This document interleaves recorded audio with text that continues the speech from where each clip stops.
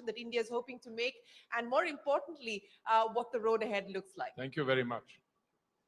Ladies and gentlemen, a big round of applause for the Minister for joining us here this evening. Before we talk about the energy transition, Mr. Puri, let me start by asking you about what we are seeing happen as far as the crude markets are concerned. We've seen an almost 7 to 8% drop just this week. That bodes well for economies like India, I'm guessing that makes you a much more relieved man, given the fact that there's so much volatility and uncertainty, but crude heading lower, and the expectation is it will remain lower given the fact that OPEC and OPEC Plus have decided now not to go in for the production cuts. First of all, thank you very much for uh, inviting me for this interactive session. Just as an opening comment, my sense of relief doesn't just depend on where international oil prices are, because the real world out there is a little more complex. But I think yours is a very focused question. And whilst it's true that international prices have remained steady and declined, I would say, I choose my words very carefully, I wouldn't say appreciably, because there is a part of me, because I happen to be the line minister of a country which is dependent on imports up to 88%. So there's a part of me which says that they should come down further. But then there are parts of me, like two of my companies, ONGC and Oil India Limited, who were telling me the other day, ye to bahut kam gir gaya, bahut niche aa gaya, hamari profit. So it's a very complicated world out there. What I look for, and that's where my relief comes, that in the midst of global turbulence, and there's no shortage of that. You and I have discussed this in the past, the ongoing military operations between the Russian Federation and Ukraine, the fairly high levels of tension between the state of Israel, Iran, the Middle East generally, periodic attacks by, non-state actors. Yes. I use the word carefully. Why is it that in spite of all that, prices have remained steady and declined? My understanding is that the market factors all this in already. But the real issue is the economic situation, I think, in the world's second largest economy. If you have a $19 trillion economy and that gives you the impression, and I'm not taking names, you see, it's ultimately demand and supply. Yes. And I was very encouraged by your reference just now to OPEC having decided not to undertake production cuts. Hey, wait a minute. We had a production daily of 102 million barrels per day. Yes. They reduced their production by 5 million. I've seen statements by OPEC Plus to the effect that they will unwind those production cuts. Now, I'm on your side. If after the drop in oil prices, will they still, and I'm not tempting anybody, but I'd like to see, because they've told me at a bilateral level that they will, unwind. There are two things that I'm interested in. There is more oil in the market available. There's no shortage of availability. The price levels are maintained essentially on account of artificial holding back. Right. If the total amount of oil which is available in the world is allowed to be available, then I think we'd be in a slightly more comfortable situation. We have so far, Shereen, navigated the terrain reasonably well. We've ensured availability. On that, there's no doubt. Yeah. We have ensured affordability. And I have a few things to tell you about that, no doubt. And on top of that, we've managed a fairly significant green transition on all fronts. Thank you very much for very comprehensively setting the context of the balancing act. And you're very right in pointing out that, especially as far as the oil and gas sector is concerned, you do have a balancing act, because you do have to keep in mind the interests of the companies that report to you as well. But let's talk about the energy transition, sir. And one of the decisions, in fact, the first decision taken by the cabinet in the third term of the government, was the solar rooftop scheme that the Prime Minister announced, and it got the cabinet approval and the cabinet nod. So it's very clear that this continues to be an area of priority for the government, both in terms of bandwidth as well as in terms of government resources. Now, lay out for me what you believe have been the major milestones achieved so far. And in terms of targets, we just had, Dr. Gavin talking about setting ambitious targets. And by the way, sir, that was a masterclass on, the energy transition. So thank you very much for highlighting, the world and how it is being reshaped by companies like Honeywell. But back to the question in terms of the targets that the government is working towards and what you believe the priorities now need to be. First of all, on the balancing act, make no mistakes, I'm on the side of lower prices of oil. Because if you're 88% dependent on imports, obviously the interests of one or two companies, they're my friends, both in the public sector and the private sector, their interests will take second. If the prices come down further, as a country, we benefit, number one. Number two, the green transition. You mentioned the solar rooftops. Very significant. That's a scheme which is, I think, very dear to the Prime Minister's heart. But it's one of many steps that he has taken. When he assumed responsibility in 2014, our total biofuel blending was 1.53%, if I remember correctly. Today, last month, I think we did 15.8%. We are today, in terms of biofuel blending, the second largest economy. I mean, Brazil, us, we've overtaken the United States in terms of sheer volumes because our population base, our consumption. By the way, 67 million people go to fill up at the retail stations every day. Now, 67 million, 6.7 crore people, which means if your blending target is 20% by ethanol year ending October 2025, which is 1 year from now, we've already saved 99,000 crores on foreign exchange. We've given our farmers money. We believe. So it's a conversion of, you're turning the providers, your annadatas are also becoming urjadatas. They are becoming providers for it. So there are a lot of things going on. Biofuels, the feeds are increasing. Earlier it was just sugar and sugarcane juice based. Today you've got agricultural waste, parali. You're making it from bamboo. We're going to start very soon. You're making biofuels from industrial gases, third generation, hopefully very soon. Compressed biogas.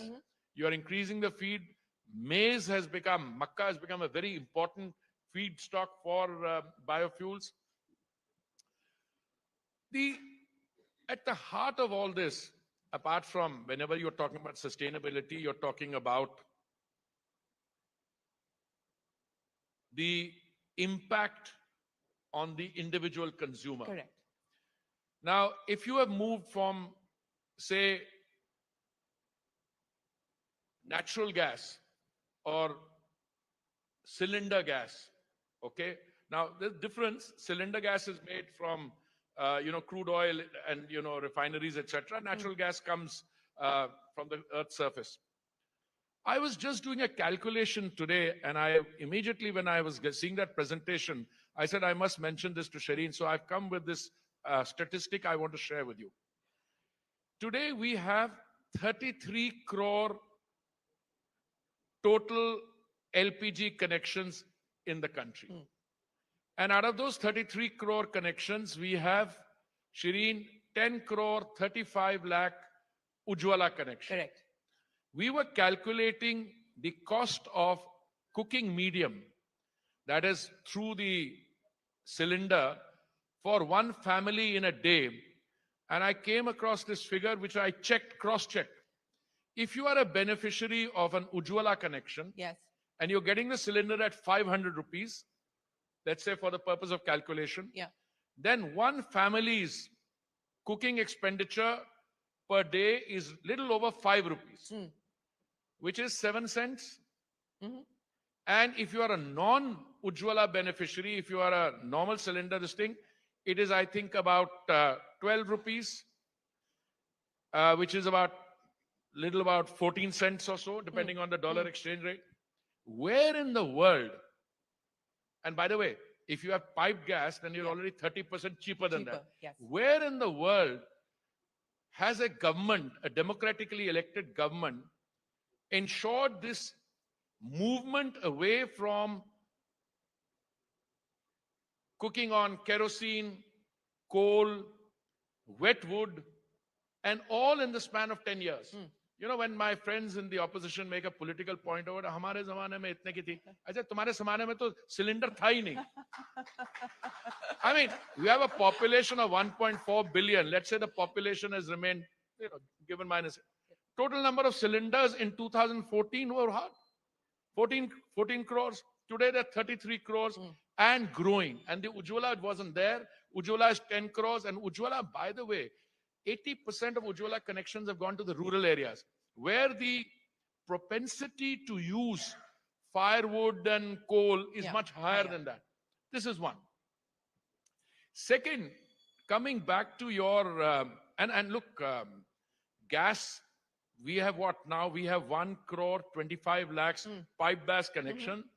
We have a pipeline of 22,000 kilometers, which we are going to take to 33,000 kilometers, which in effect will cover the entire nation.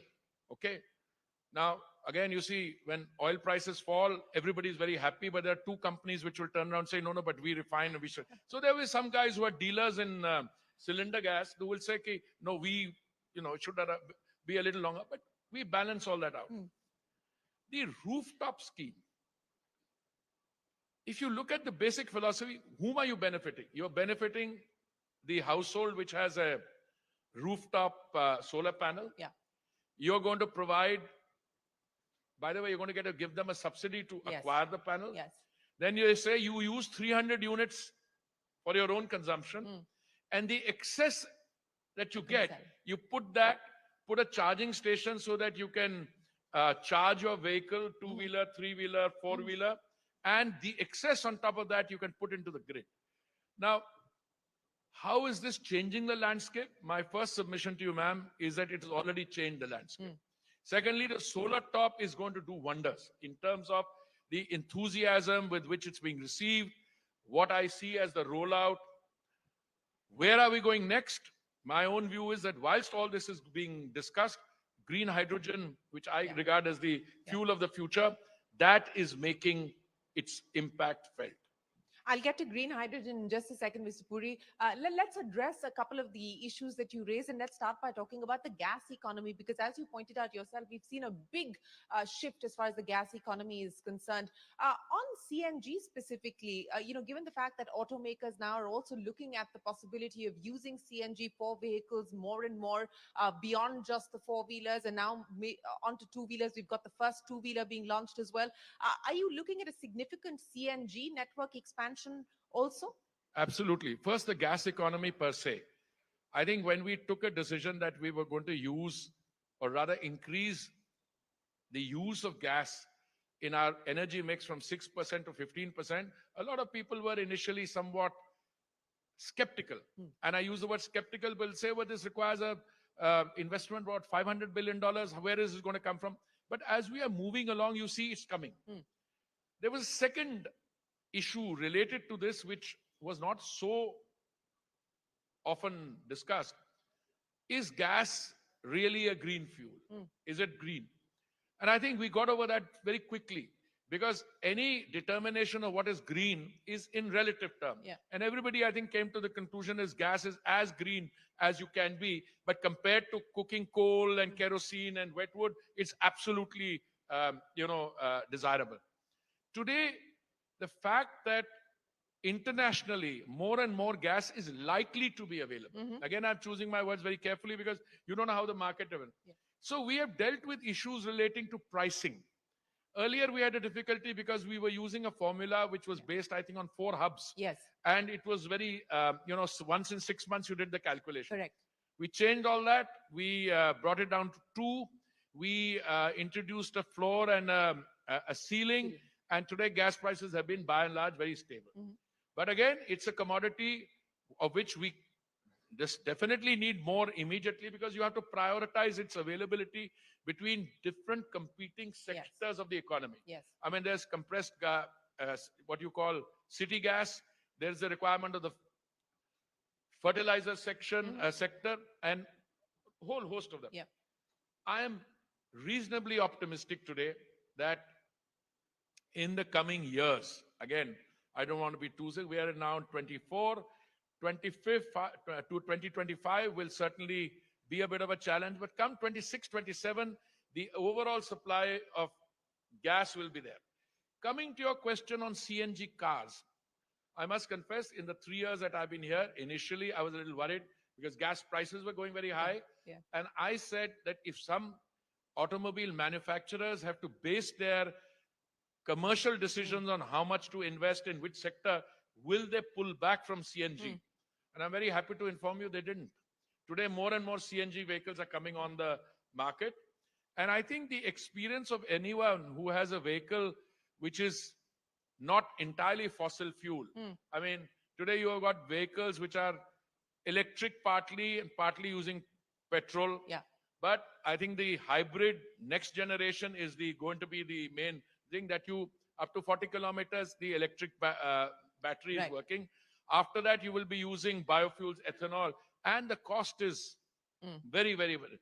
Even others who are driving electric vehicles, they all, you know, they're not just enamored because of it, the novelty of it Yeah. or the technology, but also it's a The more cost of cost ownership. effective. Absolutely. Yeah. Since you're talking about electric vehicles, so let me address that issue as far as electric vehicles are concerned. What we're seeing world over today is a tapering down of the subsidies being provided to the electric vehicle space, and that has certainly impacted demand. We are awaiting clarity on whether we are going to see FAME 3 in the same avatar or in a different avatar. We were expecting it to happen around the budget or post the budget. It's still taking a bit longer. Is it likely to be reshaped significantly from its previous avatar, sir? If you're talking about subsidies and money coming out of the exchequer for that, I'm the wrong guy to talk to. I think you should invite one of my colleagues dealing with the subject. But no, let me put it this way. This personal view, the viability and success of any of these schemes will be real, and it is real when it is viable in and of itself. It should not be dependent on a subsidy scheme because then it's a little artificial. I think we've done very well. We have moved from an era of generally available subsidies to more specific targeted subsidies. When you talk of green hydrogen, the fact that 19,700 crores was set aside for The PLI. PLI for electrolyzers is a case in point. Yeah. Now, what do you need to do? I think FAME 3, it will be rolled out. What is the mechanics? What are the amounts itself, etc.?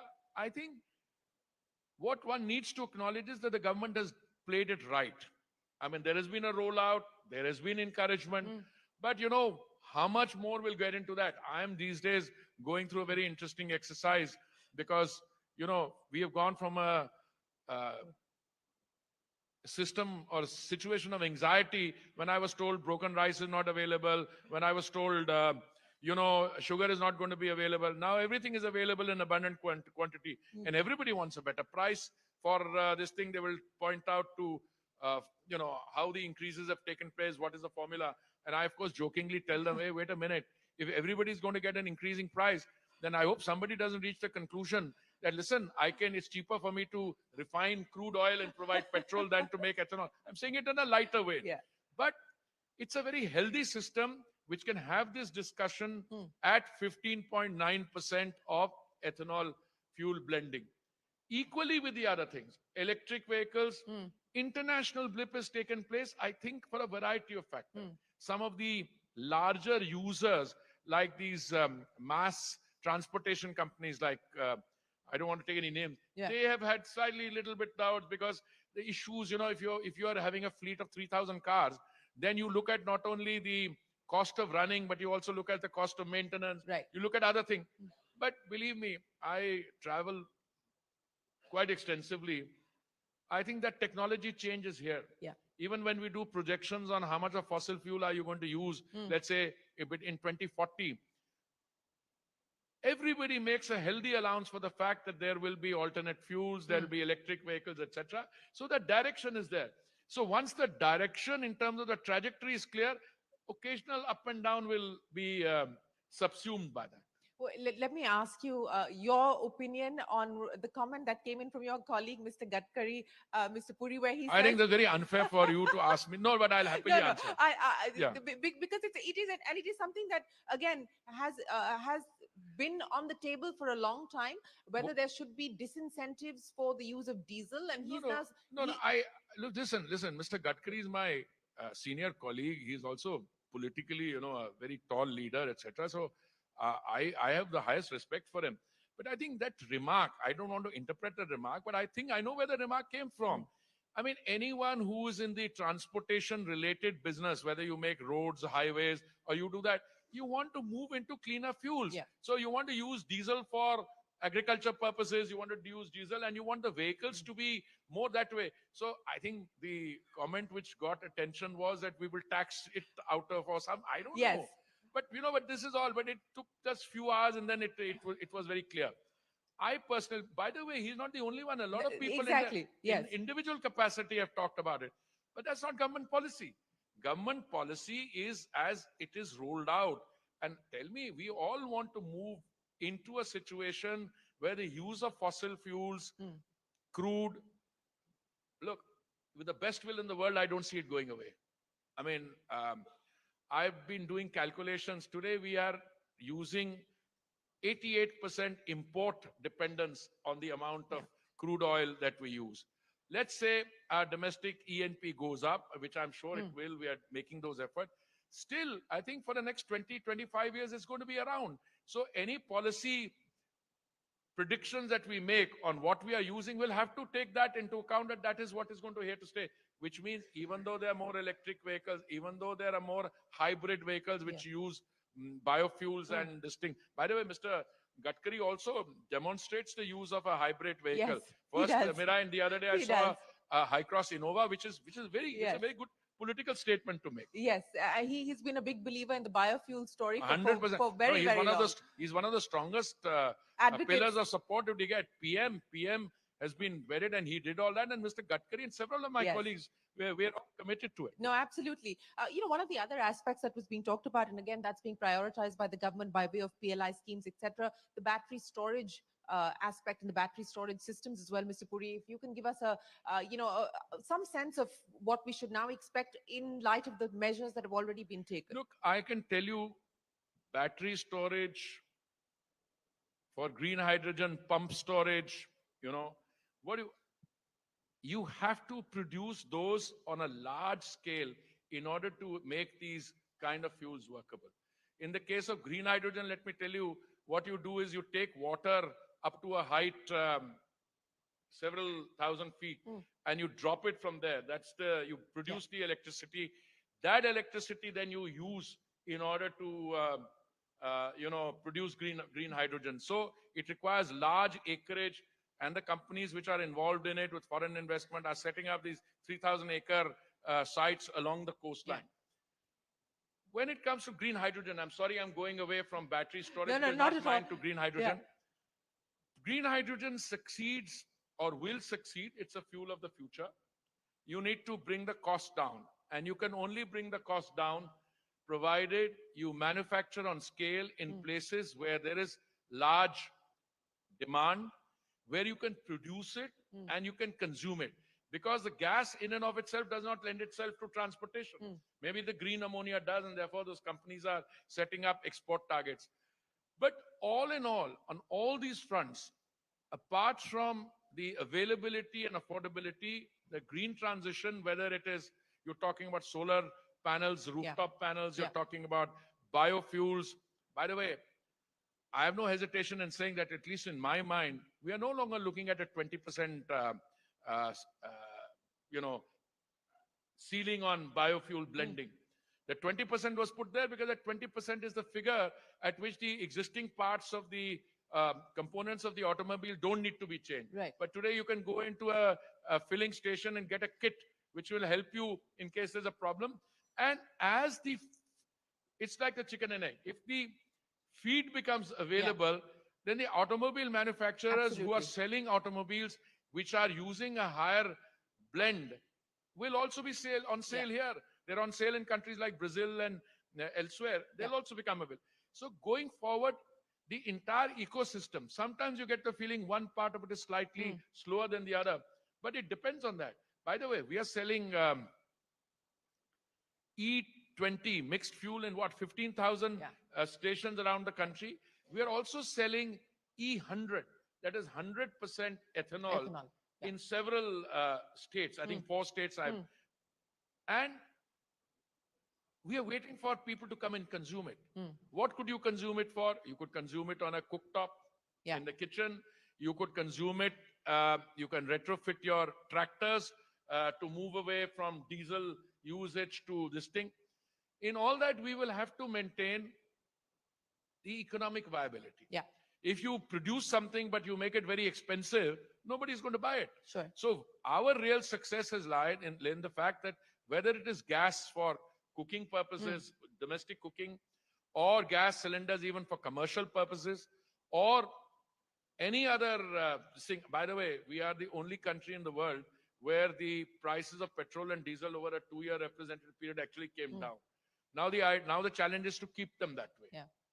No, speaking of challenges, sir, let me end with that. In terms of reimagining, the companies that you look after, the refiners as well as the oil marketing companies, as we move into an era of renewable energy, as we move more and more aggressively on the energy transition roadmap and the energy transition targets, how do you reshape companies like ONGC, companies like BPCL, HPCL, GAIL, so on and so forth, because that will be a No, no, challenge no, as no. well.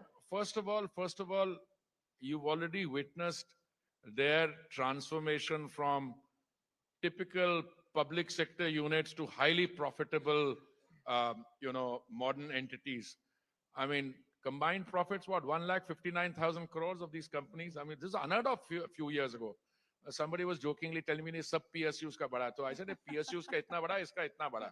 So, I mean, that's my sales talk as a line minister. No, but Total is now Total Green. Today, somebody came to see me, a former colleague of mine. He said, I want to do something ONGC has floated. That's ONGC Green. They floated it. So all of them will make the transition. But you also don't want to make them a totally sustainable green energy transition when your dependence on traditional fuels is going Mm, to be around for a longer. So that will take place seamlessly. By the way, again, I used to have this joke with my erstwhile colleague who used to say कि हम ये कर देंगे, MNRE, क्या कहते हैं? I said, electricity only accounts for 17% of our energy uses. yes, Green hydrogen will succeed because green hydrogen will be used in my refineries. yeah. And the one of the oil companies which has 11 refineries has already using green hydrogen, making it for two.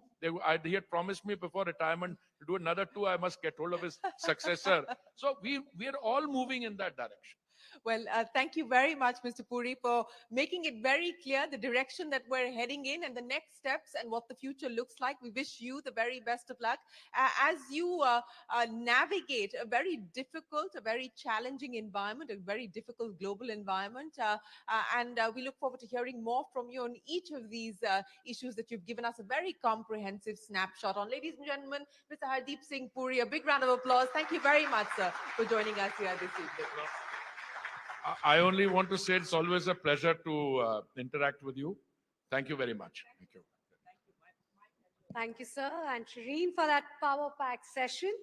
Sir, before you leave us, may I now invite on stage Mr. Ashish Modi, President Honeywell India, to present the Honorable Minister with a small token of appreciation for taking the time out today to join us at the India Energy Transition Summit.